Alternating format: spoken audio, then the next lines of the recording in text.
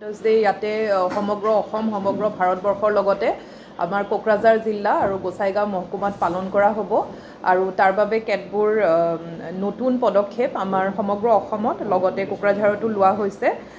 সজাগ voter competition আমি পালন কৰি আছোঁ। সজাগ ভোটাৰ কম্পিটিশ্যনৰ আণ্ডাৰত football competition, dance competition, singing competition কৰা হ'ব আৰু এইটো জিলা ভিত্তিক হ'ব আৰু লাষ্টত গৈ পেলাই ষ্টেট লেভেলতো এটা কম্পিটিশ্যন কৰা হ'ব আৰু ফুটবল কম্পিটিশ্যন আমাৰ এণ্টায়াৰ কোকৰাঝাৰ জিলাৰ কলেজেছবিলাকৰ মাজত কৰা হ'ব আৰু যিহেতু এইটো এটা ফুটবল ছিজন হয়, আমি ইয়াৰ দ্বাৰা ভাবিছোঁ যে যিসকল নতুন ভোটাৰ্ছ আছে তেখেতসকলৰ মাজত এটা এৱেৰনেছ ক্ৰিয়েট হ'ব আৰু আমাৰ এণ্টায়াৰ ভোটাৰ পপুলেশ্যনত এটা নতুন এৱেৰনেছ ক্ৰিয়েট হ'ব।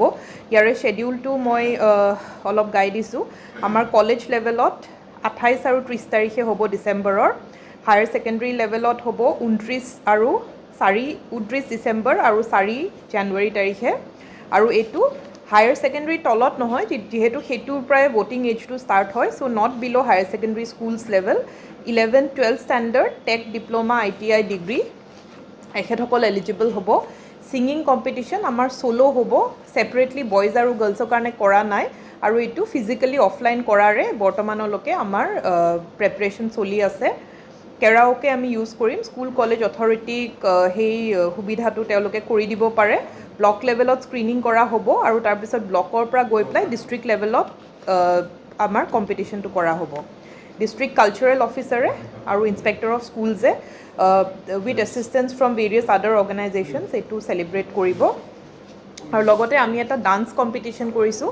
আকৌ এইটো চ'ল' কৰা হ'ব, এইটো গ্ৰুপত নহ'ব আৰু এইটোও এজ অফ নাও আমাৰ ফিজিকেলি অফলাইন মোডতে কৰাৰ আমি প্ৰেপাৰেশ্যন এতিয়ালৈকে প্ৰস্তুতি আমি চলাই আছোঁ আৰু শ্বেডিউলটো আছে, আপোনালোককো দিয়া হৈছে। এই শ্বেডিউল মতে আমাৰ কম্পিটিশ্যনছখিনি কৰা হ'ব।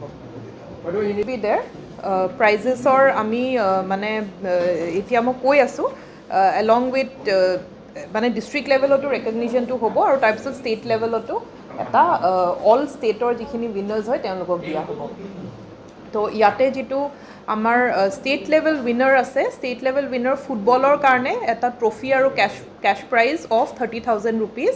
ডান্সৰ যিটো ষ্টেট লেভেল সেইটো হৈছে trophy and cash prize of 10,000 rupees আৰু ছিংগিঙৰ কাৰণেও similarly trophy and cash prize of 10,000 rupees. আমাৰ ষ্টেট লেভেল ৰানাৰ্ছ আপৰ কাৰণেও চিমিলাৰলি কেছ প্ৰাইজেছ আছে আৰু জ'নেল লেভেলৰ যিখিনি আছে তেখেতসকলক লগতে ডিষ্ট্ৰিক্ট লেভেলৰ যিখিনি উইনাৰ আৰু ৰানাৰ্ছ আপ আছে এই তিনিওটা কেটেগৰীত diploma ITI degree first year and আবাভ।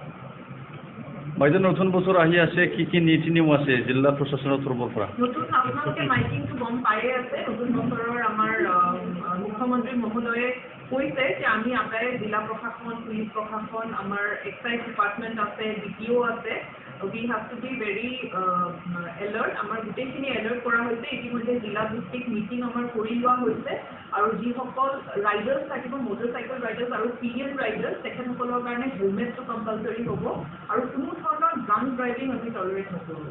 যদি কোনোবাই ড্ৰিংক কৰিছে, ড্ৰিংক কৰি পেলাই ড্ৰাইভ কৰিছে, উই উইল টেক ষ্ট্ৰিক্ট একশ্যন আৰু আমাৰ ইতিমধ্যে চেকিং ষ্টাৰ্ট হৈ গৈছে। আপোনালোকে হয়তো দেখিছে জেগাই জেগাই চেকিংটো টিমছ অফ এক্সাইজ টিমছ, আমাৰ ট্ৰান্সপৰ্ট ডিপাৰ্টমেণ্ট, পুলিচ ডিপাৰ্টমেণ্ট আৰু লগতে আমাৰ মেজিষ্ট্ৰেটখিনিও সময়ে চেকিং কৰি আছে। লগতে এটা কথা আৰু মই ক'ব বিচাৰিছোঁ যে 1 জানুৱাৰীত পিকনিক অলপ বেছিকৈ দেখা যায়।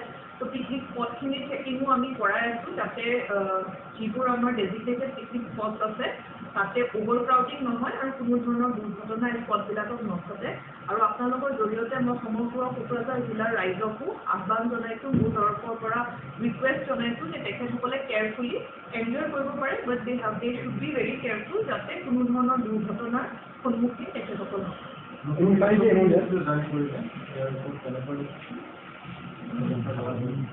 নতুন কোনটো SOP